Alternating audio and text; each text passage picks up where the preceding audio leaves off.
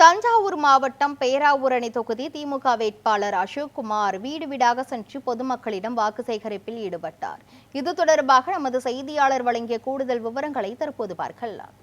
மதசார்பற்ற முற்போக்கு கூட்டணி சார்பில் பேராவூரணி சட்டமன்ற தொகுதி போட்டியிடும் என் அசோக்குமார் இன்று ஒட்டங்காடு, திருச்சி டம்பல் போன்ற பகுதியில் பிரச்சாரத்தை மேற்கொள்கிறார். சார் வணக்கம். ஒவ்வொரு பகுதி பிரச்சார முறை மக்களுடைய வரவேற்பு எப்படி இருக்கு?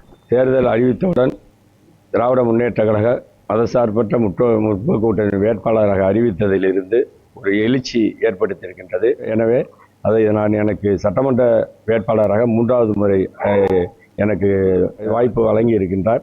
எனவே நான் சென்ற இடமெல்லாம் மிக்க எழுச்சியாக இருக்கின்றது. ஏன்னால் அவ்வளவு தூரம் பணிகள் முடிக்கப்பட்டு அந்த பணிகளெல்லாம் நிறைவேற்றப்பட்டு இருக்கின்றதால் மக்கள் 100% மிக சரியாக இருக்கின்றார்கள்.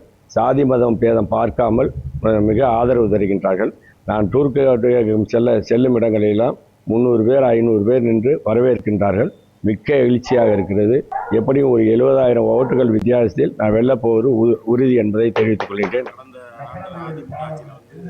எல்லாமே தரைப்பழங்களா இருந்துச்சு. எல்லாம் ஆங்கிலேய காலத்தில் கட்டப்பட்ட பழமாக இருந்தது.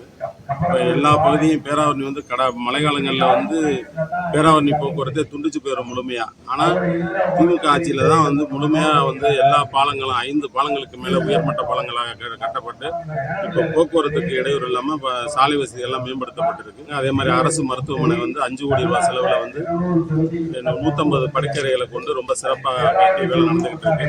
இந்த வருகின்ற ஆட்சியில் திறந்துருவாங்க. செல்லும் இடமெல்லாம் சிறப்பான வரவேற்பு இருக்கிறது. நிச்சயம் 23,000 வாக்குகள் வித்தியாசத்தில் வெற்றி பெற்றோம். இந்த தடவை 45,000 வாக்குகள் வித்தியாசத்தில் வெற்றி பெறுவதற்கு நல்லா இருக்கு.